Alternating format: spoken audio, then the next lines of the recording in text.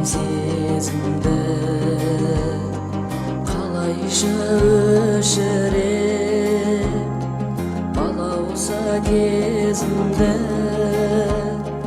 қалайша кешірем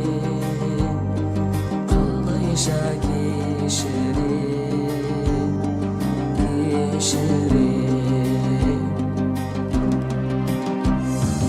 алғашқы махаббат